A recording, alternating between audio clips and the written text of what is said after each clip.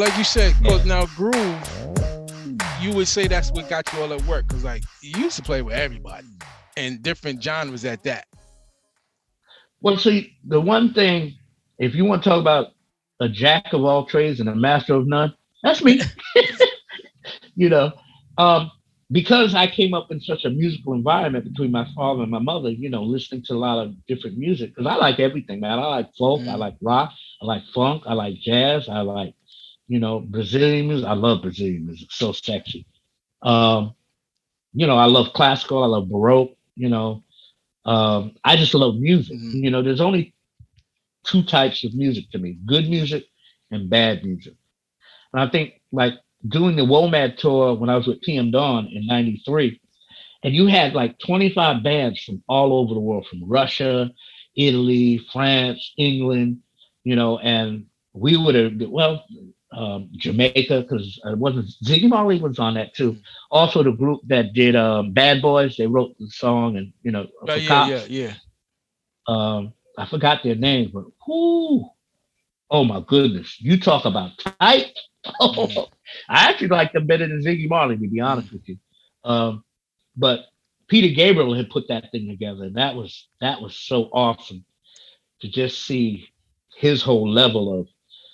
I've never seen anybody can make his whole show sound like a CD Mm, every night. right. His engineer should have got paid ridiculous money because when I sometimes are they really playing?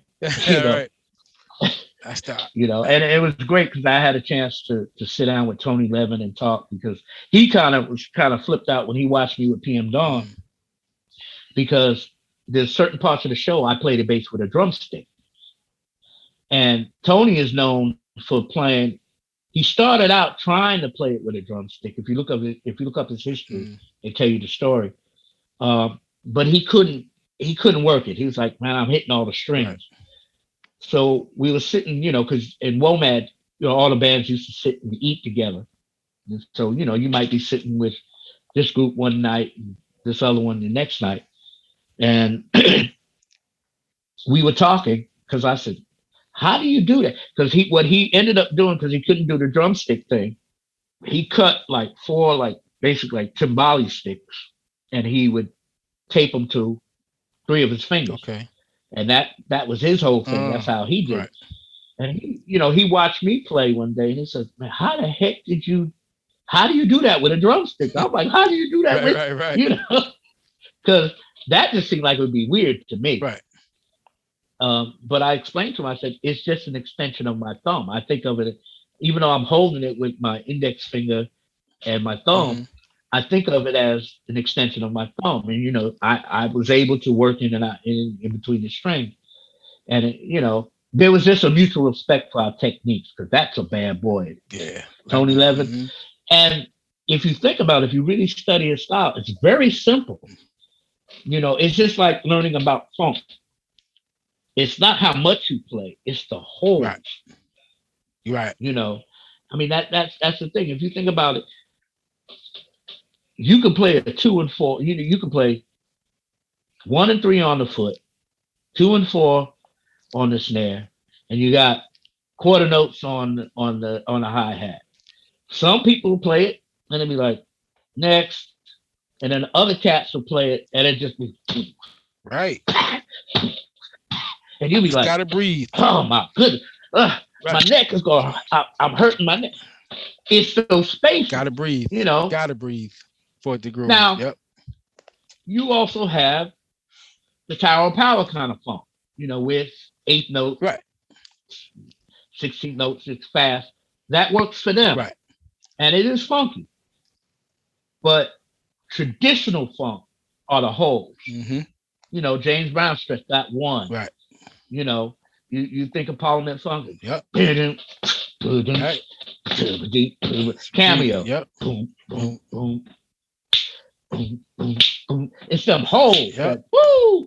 You know, there's a song by Aura I used to love because the accents were on the like the I think on two, so they wouldn't.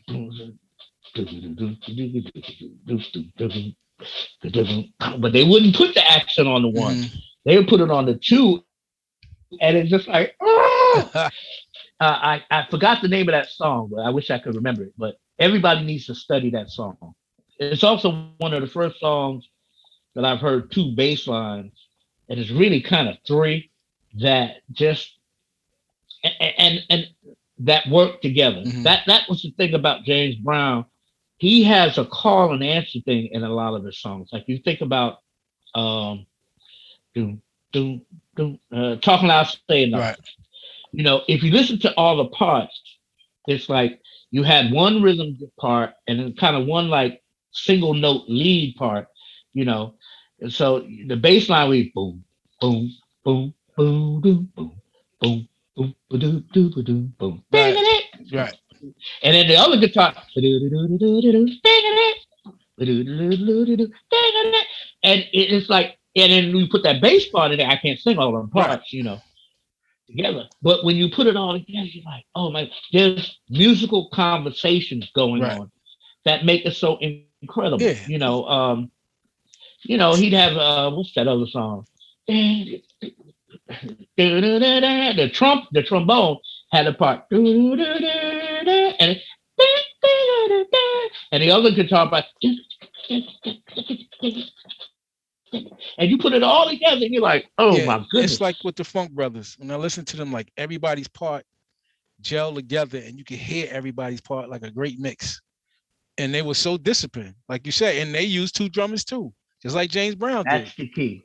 That was the key. And that's what I learned, going back to what you were saying about what allowed me to work and in so many different genres is I was doing a session again with Bud Ellison, long time musical director for Patti LaBelle at Daily Planet. This had to be about 76.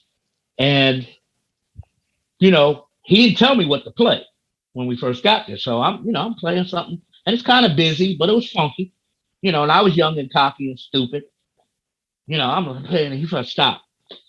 And I'm like, what's the problem? He said, that's nice. That ain't what I need. I'm like, man, this come on now. No, stop. He said, okay, I need you to play this.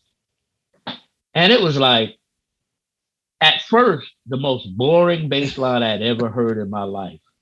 I'm like, really? So, I give it a shot for a minute. And I went, stop. He says, you were doing good. What happened? Man, he said, look, if I wanted Stanley Clarke, I would have called Stanley Clarke. All right. Ooh, okay. He said, but I want you for who you are. Right. He said, Right. but if you play what you're playing, he said, now it's nice, but if you play that, then I can't play this. And he sits down at the piano and he starts to play the keyboard part. And he said, now, you hear that? And he recorded it. He said, now, if you play what you were playing, I also can't play this. And then he played the string pads. He said, if you play that, here's the horn parts. He said, now, play what I asked you to play. And I said, okay. So, I sat and laid it in there just how he wanted it. And it was like, oh, wow. The pieces of the puzzle, it made sense. Right. I don't know why he didn't just tell me to play that in the first place. Right. But again, he called me, he and John Grossbart, the owner of Daily Planet, they called me for who I am. So, that's what I was young and like I said, cocky and just thinking, yeah, I got this. But he stopped and he put all the pieces together. I was like, wow, okay, I get it. He said, look, when you build a skyscraper, you don't build it from the top floor down. He said, you build it from the foundation up. He said, I would rather have to add than take away. And from that point on, my approach to recording and playing live was simplicity. Right. It's like, I don't have to play all these notes. Just what does it call for and stay there. So now you learn, and this is one of the things I also learned from James Brown when I think about Papa Don't Take No Mess. Every drummer should study that song because the feel that the drums puts in that song when he does play a fill, it's a statement, Right. not a soliloquy. He ain't going through no whole speech. Right. It's like, and I can't remember the fill, but and he never leaves the snare drum. Right. But it was like putting an exclamation point at the end of a sentence, which now means a whole lot. It has a different meaning, Right, than just a period. Exactly. Which it won't have if you've been playing everything under the sun before that. Because I tell you, playing with these young boys in church, oh my goodness, it's like, okay, dude, I know you can play, but I don't need 8 bars of you showing me how well you can play. Right. You know? Right. That's why I always like Harvey Mason. I like Steve Gadd too, but Harvey Mason was the one who was so slick at as being a drummer going, it's not boring. I said, but he never disturbs that groove.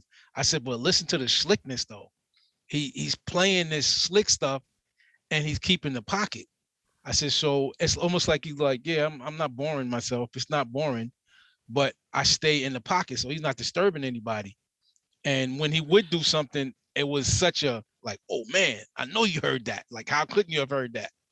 Oh yeah, it's like, it's like somebody setting off a firecracker, get your attention, and then it's like then you calm down. Pops Popwell from Jazz Crusaders on bass. That's what I loved about him on bass. Or like a lot of cats probably wouldn't know, if you listen to Slam Stewart on upright, there was a gig done in Manhattan and nobody showed up except him and the sax player. The rest of the band, they didn't come. They do I think I Got Rhythm. Da, da, da, da, da, da, da. You don't miss the band. He was playing, and he used to hum when he went and tap, and it's like all the rhythm, and it gave the saxophone everything he needed to play that song incredible.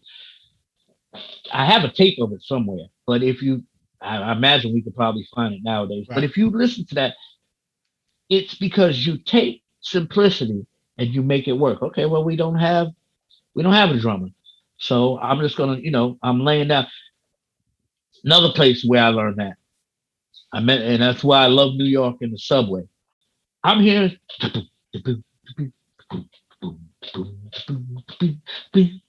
and the groove, no drums, but so I'm going down. I said, man, I gotta find where this. And the cat singing he was singing "How High the Moon" or something like that, Blue Moon. He had the tub like from Sanford and Son with the stick and one string. Yo, that dude was so smooth. Oh my! I'm like, this cat has such a rock because you couldn't help it. Right, and his voice, I was like, yo, but I was like, and he could sing. And I didn't know that really worked, and he was bending that stick to get them notes. Yeah, and the sound in the train station was so dynamic. It was like, that is the smoothest, and he's playing in one string. I was like, this guy got no business. When I saw it, I was like, no, not at all, man. It just blew my mind. I was like, I was telling some other people about that. I said, that guy should end up on David Letterman. I said, that was incredible. I said, just his singing alone, but to see that he's actually playing, and you thought it was the upright with the wash tub, I was like, wow. I mean, he was working that thing, boy. And I mean, but the groove, he was in there, right? But you would, when they talk about swing, now you remember in the old days, the cats used to stand up and they kind of lean forward. And, right. If it wasn't played right, you couldn't do that. Right. You couldn't do that. He had that hook to it. Oh man. So, I learned about simplicity, and that ended up getting me, through Bud Ellison, greatest, a lot of times people, what was the greatest lesson you ever had? And that was it. He said, man, I'd rather add than have to take away. Because sometimes my wife says, why you play so simple all the time? You could be doing more. Nah, right. That ain't what I'm known for. I have to say I've been fortunate because I think a lot of people, and I'll never forget, because sometimes, like how you don't see yourself the way other people see you. Mm, And because I'm self-taught, I wish I had for me what I was to Marcus. I mm, wish I had somebody that could have showed me some stuff because I never really knew how to practice. I used to get frustrated.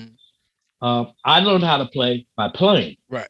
Like I said, with the board of directors, I had to learn 40 songs in 3 days. And I'm thankful for that because I think what people knew me for is they knew I was quick. They're like, hey, uh, we need a sub. When? Tomorrow. Who are you gonna get? Get Bridges. Um, baby shoes, whatever. People knew that pretty much I'm gonna come in knowing the material. Yeah. And even though, because with Ashford and Simpson, that was the one time I thought I bit off more than I could chew. Um, because they have a show. Right. Now, it's different if you get called for Kool and the Gang. You've heard Kool and the Gang songs all your Right. life. If you get called to play for Earth, Wind and Fire, you've heard the songs all your life.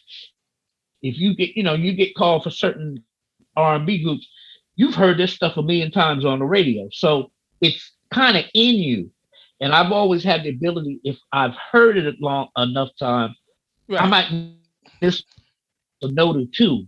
For the most part, I'm gonna know the song, and it blows my mind. Sometimes I just pick it up and say, "Oh shoot!" It's like you're right where you're supposed to be. When I say this is a gift, it's a gift because not everybody has it. I mean, technically, you could teach anybody to Right. play, but you can't. It's like charisma. You either have charisma or you don't. Some people have fear. Some people don't. You can't teach fear. Right. I That's why, like, when I see cats that have learned all this technical stuff. Oh man, I know the cyclopedia scales, and I'm like, okay, that was good, and we as musicians are going to appreciate that. These people ain't moving at all. right. They're not feeling it. James Brown should say, talking loud Say and nothing. saying nothing. Right. And it's like, you know, every now and then you just get to meet somebody that can say a lot, but when they say a lot, it's like it keeps getting higher and higher. I played with two violinists that were like that, Regina Carter and John Blake. I'll never forget. We doing a gig at Leviticus, and John Blake came in and took a solo on violin. Nobody wanted to solo after this dude Mm, because it's like he just started and it kept going higher. Right, man, okay, he got to run out of ideas somewhere, and he kept going, and he kept going, and he finally said, "Okay, I had enough." wow. And Wayne Cobb would tell you about it because even Wayne didn't want to take a solo behind, but everybody went to another level because we're like, well, we ain't got a choice, Right. Right. because he took the first solo, and it's like, sure, I don't want to go. You want to go? No, I don't want to go. You want to? But it was one of the most incredible nights because everybody went to another level Right. that night because you didn't have a choice. Right. It was like, okay, Yeah. if you're gonna come in here, you better Yeah. blow. And it's good to play with cats But like it's that stuff too. like that. That'll push you. Yeah, yeah. It's like I know a lot of people criticize Steve Vai, but it's I mean the cat like doesn't run out of Right. ideas. He doesn't run out of ideas. There's other guys. You listen to Marcus, you listen to, for bass players, Marcus, Right. you listen to Wooten, Victor Mm, Wooten. And now there's just so many incredible right. cats. You're just like, really? Man. Yeah. They But I love that. I love seeing people that, hold on, I'm getting messages. I'll get to them later. You see these cats that just have a ton of ideas. right. See, every now and then I get some, and it's like, yeah, that was good. I hope they tape that because I want to hear that. But my lane for me, and I think what going back to Bud Ellison and all that was simplicity, groove, sound. Right. Because I think I was as well known for my sound as I Right. was my playing. That tone and like you worked all the time. I can remember you coming in the rehearsal. I got to leave because I got another rehearsal, and you was already coming in late. I'll never forget. It was probably in the mid '90s, early '90s. The running joke was, "Oh, he's probably got another gig after this. He's got to do Mm. something." And I was playing at Delta 88, and the drummer says, "So we're finished. It's about 1 o'clock in the." He says, "I bet you got something else." I said, "Yeah, man, I gotta hurry Yeah, up. I right. got a session." That's what I'm saying. And So and I had been at rehearsal right. earlier that day. Went from rehearsal to another rehearsal to the gig to a Val Gant recording session, which we finished like 6:30 in the morning. I went home, probably got about 2-3 hours sleep, and it started all over again. But I will say this about that period in my life. At one point, and I'm thankful, I don't remember who it was, but people that love you will kind of like, check yourself, man, because you're losing it. Because at one point, I was on the verge of a nervous breakdown and didn't know it Mm. because I was working So so much. Yeah, much. yeah. I was working so much. And Kat said, "Well, how many bands are you in?" And I started counting, and I'm like, in a 6 month period, I was in 18 different bands. Yeah, man. So that meant I was either learning Right. songs, recording songs, playing songs, you know, and that's a lot of information going Right. in. And I was at the point where I wasn't sleep. I was getting like 2.5 hours sleep and then doing whatever I do. And what finally got me to stop was my mother called me up. She said, "When am I going to get to see you?" Mm. And Kevin, I was so ashamed of myself. I said, "Hold on, Mom." And I had to pull my schedule out. Back then you didn't have cell phones. Right. Yeah. Everybody Them books. used to write it Right. out. Yeah. You had your Exactly. book, you had your Yep. calendar. So I'm flipping through the calendar, and it was like March when she called me. The first day I had open was in June. And I said, "Wait a minute, you getting ready to schedule your mother in?" And I was like, "Okay, dude." Yeah. Oh, wow. And Yeah. I thought about it. I wasn't doing the things that I enjoyed doing. Right. I enjoyed skating. I enjoyed the gym. I enjoyed playing paddleball. I enjoyed, riding my bike. Right. I enjoyed bowling. I was just Not playing. doing none of that. But I always said if I didn't enjoy it, I didn't want to do it. Right. So I never did a gig just for money. Right. Money I think comes when you do what you love to do and you're good at it. You know, now converse once you get really good, because I have to say I'm proud of my resume, but I was talking to, oh shoot, I can't believe I can't think of his name right now, but I was talking to a bass player, and we were talking about how our resumes actually worked against us because now you're overqualified. Mm. Man, you're gonna be too expensive. You haven't even asked me what I want, Right. you know, or you haven't made an offer. Right. But They as soon as just they, see the who you resume. play for? Well, I play for. Oh no, no, Right. no. Can't afford you. So you know that kind of frustrates you because it's like, okay, now I've gotten to, it's like, no, I ain't going to rehearsal for that price. And you talking about what? How much a week? No. But I had to pull back, but I realized I was working so much because I've actually only left two situations because I didn't enjoy it anymore. So when you think about all the things I've been in, that's one hell of a track record. Right. And one of them, it was just not that there was any issue with the band, but there was no connection anymore. It was like I had just did a gig with Cookie Watkins, who we're doing just a local gig in the village, and it was just so much fun. Right. And then I did this gig with this other band. They paid me for Mm. rehearsals. They did all that stuff. But it was like I was in California and they were in New York. It was like I ain't feeling any connection here. Right. And so I went to them next day. I said, "You know what? I can't do this anymore. You need to find somebody else." "No, we'll pay you more." I said, "It's not about the money." I said, "I'm not enjoying this." And I promised myself I would never, ever play just for money, Right. you know, because when what I love becomes a job, now, people say, y'all don't work. But if the average person knew what we do and how much what it takes to do it. You know, I remember in Rochdale, I used to play paddleball a lot. I'd get up early. I'd get up like, 7:30 in the morning. I'd go out and play till like 3. So a lot of people that I knew would be going to work and they see me out there and then they come home. You still out here? When do you work? I said, when you don't. Yeah. you know, Right. because by 5 o'clock, I'm in there showering and I'm going to either a rehearsal, gig, or session. So, it's like like the drummer he laughed at me and said, man, you probably got something else to do. Yeah, I stayed busy. But when I realized after my mother had called me and I said, man, you scheduling your mom in, I had to pull back. I had like, okay, wait, 18 bands to do. But I was compensating for something. It was somewhat a dark period in my life. So I never did drugs. I never drank. Right. That's just never one. I was crazy enough without it. I'd have been dead a long time ago had I done it.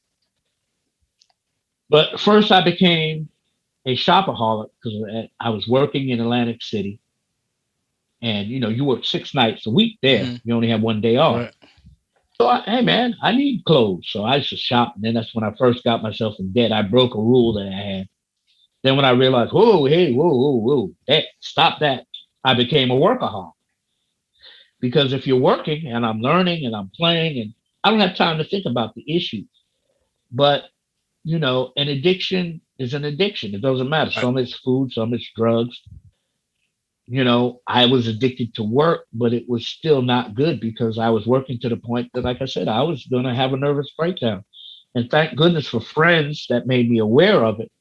And then I was like, I pulled back, and I was like, you know what? You can't do that.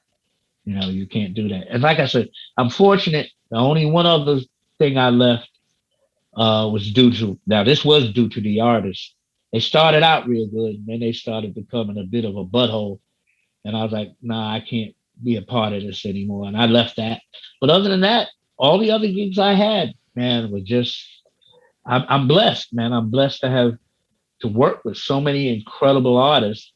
And like I said, I've been fortunate because I think for the most part, when you're the type of person that you learn by doing to play on the levels that I've played with some of the musicians. Now, there have been some gigs that I've done that I didn't even ask for money. Right. And people, hey, why are you doing that for free? I said, do you see who I'm playing with? Do you see the opportunity I'm getting to learn? Because I never forget, I don't remember who it was, but they called me and they said, just show up. I'm like, well, what are we playing? Don't worry about it. Oh, okay. Man, let me tell you something. The musicians on that gig, and I don't remember who it was, but they were ridiculous. And I mean, I had so much fun because I had to pull some stuff, there was a little bit of reading I had to do. And I wasn't, kind of notation reading, if you don't use it, you kind of lose it. But, for the most part, I've always had my own way of writing out charts and stuff like that. So if I had to chart stuff out, I knew how to do it. But this gig, literally, I had to just walk and listen. They're like, okay, here's what we're playing. Okay, well, you know what? Next song, man, I like that song that's on the jukebox. Oh, okay. So, I'm sitting there listening.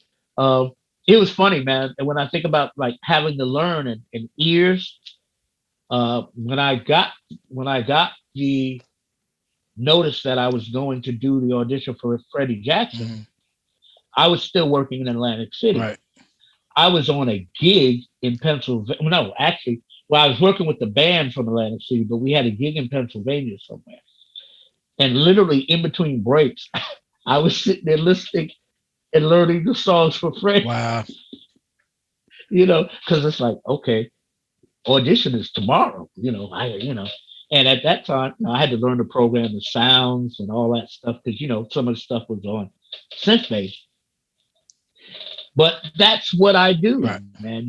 That's just like to learn. Like I said, that Ashford and Simpson thing, Frankie Centeno was writing out the charts for that whole show.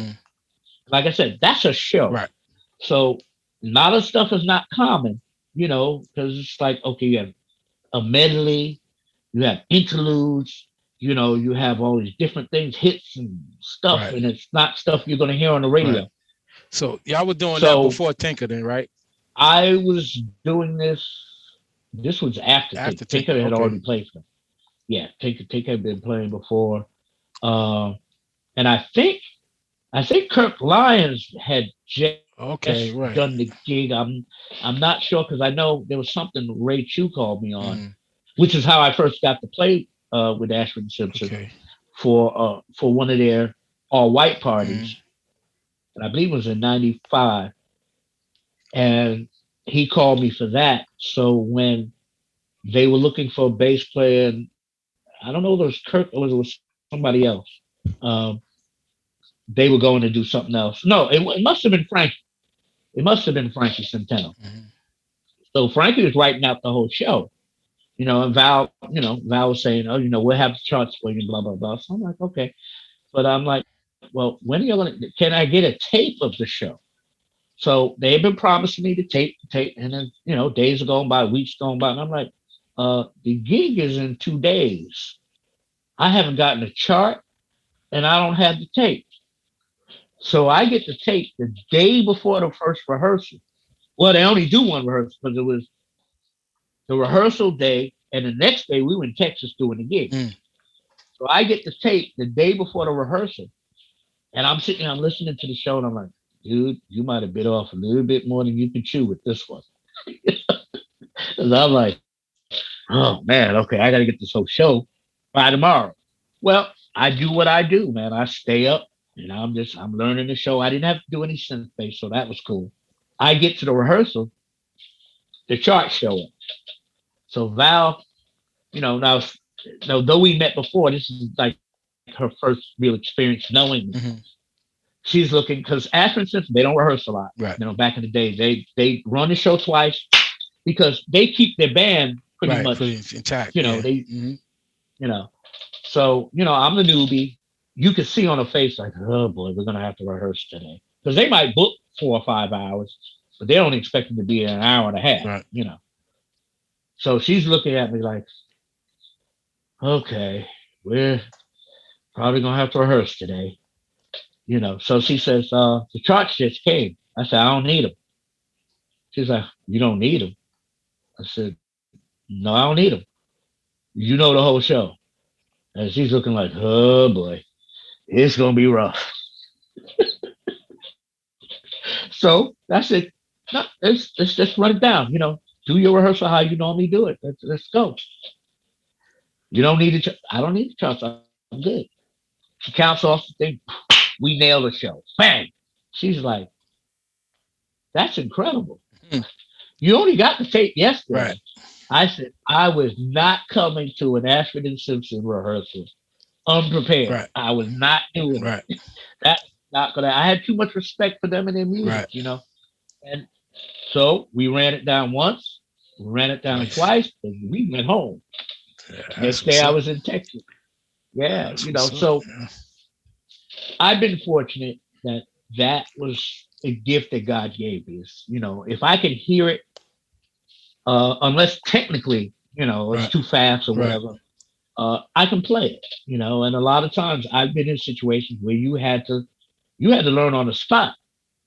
And I never, you get butterflies with people. I was talking to my grandbabies and they're like, don't you get nervous? I said, yeah, I still get Right. nervous. I said, because every show is a new Right. show. Somebody has never seen you before. So Right. now I've got to play on a level. I've got to entertain. Now I have to admit, entertaining at this age is a lot harder than it was when I was younger. Whew. Right. I was doing something a couple of weeks ago, and I was dancing on stage while I was playing. Man, after that one song, I was like, "Cool, boy. Okay, we ain't doing this Right. anymore." Right. Yeah, that was cool that your sons popped up on you, man. I saw you posted that. Oh That was man, great. they messed me up so That's a good, great man. thing, That was, man. That, because Justin, I'm so proud of him, man. Uh, Justin, when he was younger, when it was my day, me and his mother no longer together. So, every certain weekends I have him. It didn't matter whether I had a gig or not. He had to go because I had to work. So he especially got to see a lot of Buddy Miles gigs when I was working with Buddy Miles. Well, he would have been the one I saw because he was at a rehearsal with you. Yes. Yes. So a long time ago. He would sit there and I'd get the ear protection. Right. Yeah, long time ago. long time ago. It's scary, man. I was like, wow, these years. Because I think music keeps us young, man. It really does. It can, if you don't get heavy into the drug scene, it can keep you young because it's a stress reliever. Yeah. Most of us, we don't do it because it's stressful. Are there stressful points in being a musician? Of course. Absolutely. But, once we get to be creative, it's like, and that's what it is. Man, that creative part. Endorphins. It keeps you young. Now, for me, touring and doing all that stuff, I didn't go out being a knucklehead. My thing was, let me go out there, make my money, and let me bring it home. Right. What I loved is to have that opportunity to see the world, right. To know that I have friends in Asia, in South America, in all different countries in Europe. That's an experience a lot of people will never have. Yeah, absolutely. That's definitely the blessing. Because like I always said that a lot of people are never going to get to experience this, and we was paid to do it. And that's the thing, like I didn't call it work. I called it paid vacation. Yep. I thought because very few of them were stressful. There's some funny stories. Yeah. Like the time I was working with Gloria Gaynor, and we were in Venezuela, and we had a few cats that they like to party. Now, see, when I say partying for me means I'm dancing. Right. Partying for some other folks means right. They're trying to blow their brain cells apart. So I'm like, look, when we're going to Venezuela, please don't try to bring any stuff in, and definitely don't try to take any stuff out of here. Well, we're on our way back. Management were not coming with us, so we're on our own. We didn't even have a road manager. We're on the bus, and we're coming, and there's a checkpoint. Now, there's all this paramilitary cats with these Uzis standing out there. And I look back, and I see complete panic on the cats in the back of the bus. I'm like, oh, hell no, please don't. Wow. You don't want to go to jail in these third world countries. Got that right. About to see what jail really is. Woo. So they're like shoving stuff down their throat. We get there. They surround the bus, and every window, there's a cat with an Uzi. And about 3 or 4 of them come on the bus. Passaporte. And they're shoving that. That's a cold piece of material, man, when it's in your face. Right. Passaporte. It turned out we were fine. They were looking for some terrorists. They weren't looking for drugs or nothing. So, but boy, you talk about losing some weight quick. Because all I'm thinking, if you ever saw that movie, Midnight Express, the first 10 minutes of that movie is so intense. I remember I went through a whole gallon of popcorn, because I put myself in the place of the dude in that movie, because he's trying to smuggle some drugs out of Turkey or something like that. And the same thing happened. These paramilitary, they're at the plane, and he's sweating and stuff now because he was getting away with it, because he had the stuff strapped around him. They weren't looking for drugs. They were looking for terrorists, but they just saw him sweat. They're like, okay, check him. Right. Something wrong. Right. So they laughed when they saw the drugs. But that movie always reminded me. I said, that would be me. If I did something like stupid like that, I just arrest him. He just looks guilty. That would be me. That's cool. That's why I never did anything dumb like that, boy. Cool. But hey, man, I appreciate you coming on. You done so much, man, and I gotta tell you, thank you for looking out for me, because when you called me to do Sherry Winston, it changed everything for me after that, man. It really did. Yeah, man. But really, you know what? You deserved it, man. You deserved it.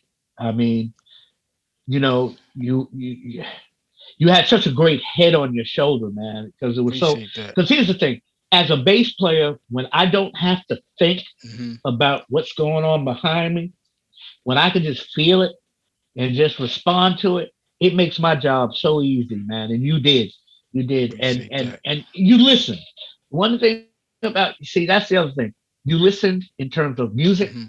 You listened in terms of, hey, man, I don't know what I'm doing out here. So, Right. you know, you were good. It's like, Kev, keep your head on your Right. shoulders. And you did, man. And I'm proud of you. I'm proud to have played with you, man. I Appreciate it. just wish we Same had way, played more man. together, I talk about but you all the time. I put you in the caliber. I put you up against anybody, man. Appreciate that, It was a man. blast. And then, of course, we've had our great bit of fun. But we're not gonna talk about that, man. We ain't gonna talk about being like two little kids and sabotaging them chairs. But that was good. You knew where I was going. That was part. Oh, That was part of the man. fun part. But us peeking over that balcony, like, okay, here it comes. Here it comes. Right, right. Oh man, he sat right next to it. Oh, he let his girl sit there. Oh, oh Or the gosh. the basketball games were priceless. Oh Man. man. 2 weeks of that Great time, basketball man. was just, Great times especially with them you. cats from Colombia and what was the Chinese dude, the Asian dude Daniel. that was on our team? Daniel Dan, Dan, yelled he every was time he did screaming. anything. Makes it because it made him feel good. All right then. Hey, I ain't He gonna. was he was Bruce. But that time, boy, he took that. The dude was like what 6'11", That giant, that Colombian dude. that That giant. time he stuffed him that thing and he just fell He over. fell back Whoa. like a redwood tree, man. Oh man. Ah Every man, those day. were good Those days, good man. I days. enjoyed that. I But enjoyed Tom, that. man, But I hey, really man, appreciate you thank coming thank on. you for having me, Yeah, man. Thank man. you for having me on. Um, We probably didn't cover half of what you wanted to because I was hey, running but my mouth. I But found, the reason why I did this because like everybody I played with, well, there's a couple of people that I know from the beginning, but most people they were already playing when I played with them. So I yeah, found out yeah, not to assume that that's what they started with because so many of them didn't start with the instruments that they were playing. So I just yeah, found it yeah, interesting for me that I wanted to find that out. And so far, yeah. um, other than Richard Ruiz, he's the one that started on drums. But what I found out from him was their parents bought a set for everybody to play. He's just the only one that stuck with you know, it. if Richard Ruiz is listening and my memory failed me and we did play, I hope he forgives me. Because Yeah, man, I tell you what, this getting old is a trip. yeah, It's like, okay, I need to reboot because some of this information is, you know, yeah. I don't feel my age, Right. and I'm grateful to still be here when we've lost so many Yeah. incredible cats. And it's funny because I think as musicians, we almost, like I said, it keeps us young, unless you've abused your body, and even some of them still end up Mhm. living for a long time. But you don't realize so much time has gone by because you're so busy and you love what you do. And then all of a sudden, it's like your mind is still young, but there's just some stuff that comes with age. Your body's like, no, Yeah. nope, nope.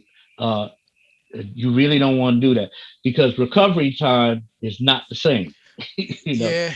But man, I'm still grateful to be doing it, because for a while, I mean, I did in 2004, I really retired from Mhm. the touring thing. Right. I got a couple of calls. Deodato called me, and that was such a Oh pleasure yeah. to play with. It was a surprise to see you walking down that hallway. Just I know you was surprised to see me. Not that I was really surprised. I go, well, you see Tony Bridges anywhere in the world, but I'm sure he wasn't expecting to see me. Well, you know what? One of the funny jokes, when I was with Ashford and Simpson, the road crew, they were like, "Do you ever go anywhere where somebody doesn't know you?" And I'm like, "Well, I doubt if I'm gonna know anybody." We were in South Africa. We were Mhm. in Cape Town, Yeah. Yep. and we were all sitting down because all the different bands. We were doing the North North Sea Sea Jazz Jazz Fest. Festival in Cape Town, and we're sitting in the lunchroom because all the bands eat together. Tony, I'm looking, who the heck do I know here? And it turned out somebody in another band I knew, oh, it's a sound engineer. Mm. And my sound engineer, he said, see, who you saw? Ali? man, Was I don't Ali? care. Because he was there. Because we was there with NDRE. I saw Ali. Mm-hmm. I saw you after you came off the stage because I was in the John Schofield in the room and Andy Hess was playing bass. And me and him had played we did stuff with Frankie Parrish, was a blues artist. Okay. So I was in the hang with them and I heard your voice. I was like, you gotta be kidding me. I know. I love see you that, coming man. down the hallway. It's like there was another North Sea jazz fest I did it was in Holland. And I'm backstage and Victor Wooten's about to go on a sound check. And here's Sandra Williams. I'm like, wow. I hadn't seen Sandra since 96. We did some John Stewart show stuff. There's me, Alex Alexander, Mike Campbell on some of them, Larry Mitchell on others on guitar. And I forgot the keyboard player because he's how we got that gig. We were so close. If John Stewart had just something happened and his show ended, because we would have been a house band, man. And I'm telling you, that was it was nice because we did Coolio, Montel Jordan. What's her name? Let me look. Well, let me see. I'm trying to look here real quick. John Stewart,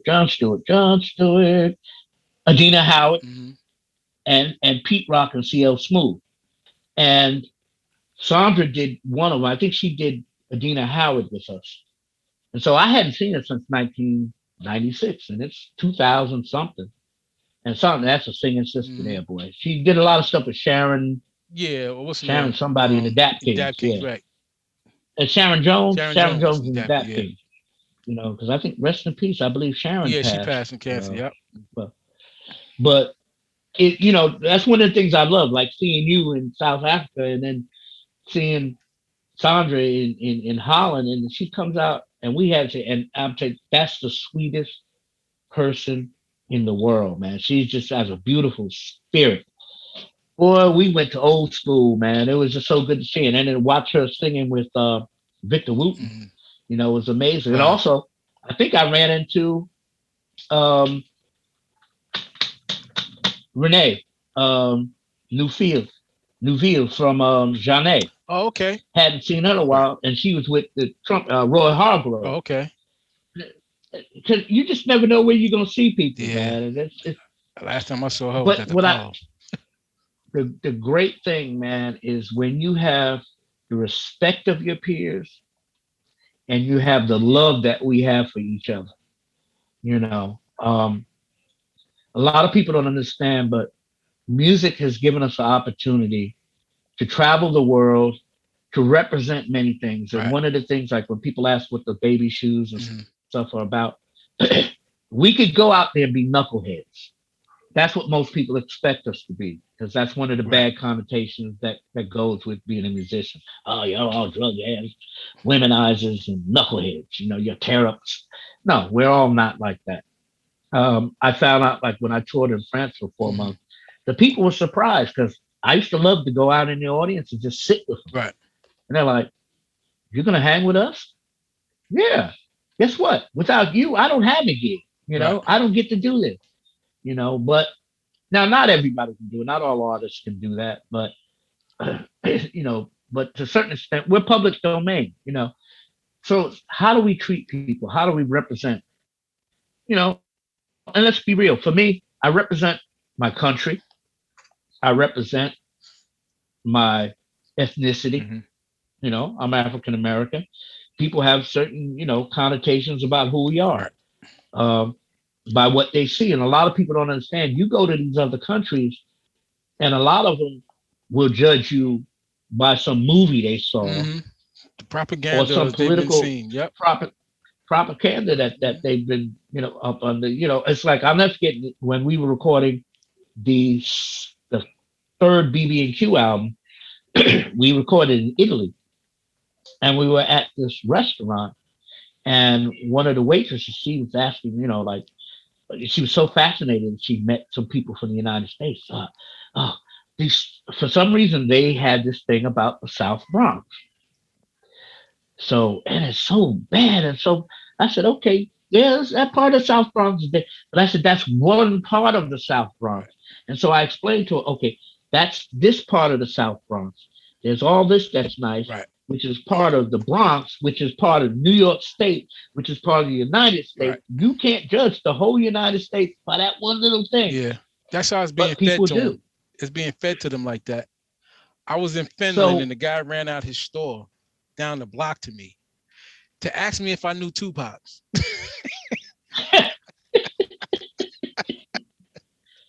Oh man! Yeah, he's over all the time because we all live at the same place. I tell you, it's funny. The funniest thing for me was I'll never forget. We were in England, and I was riding on what they call it, the Underground, and this woman asked what time it was.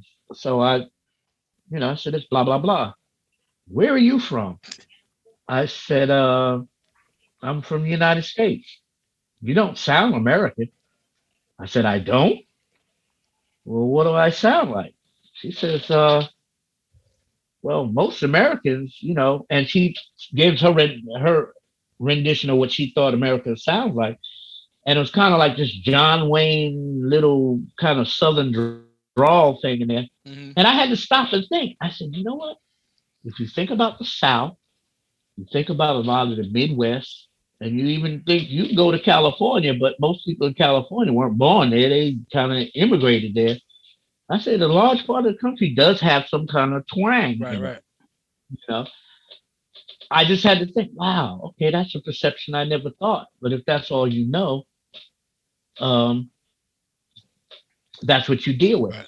But what I was saying, the point I make, we have an opportunity to go and show the world that, you know what, if we get to know each other culturally, right, there's some cultural differences, mm-hmm. but in the end, we're really all the same. Right. There's no reason why this world should not get along. And we out there doing the one thing that the world loves, which was music.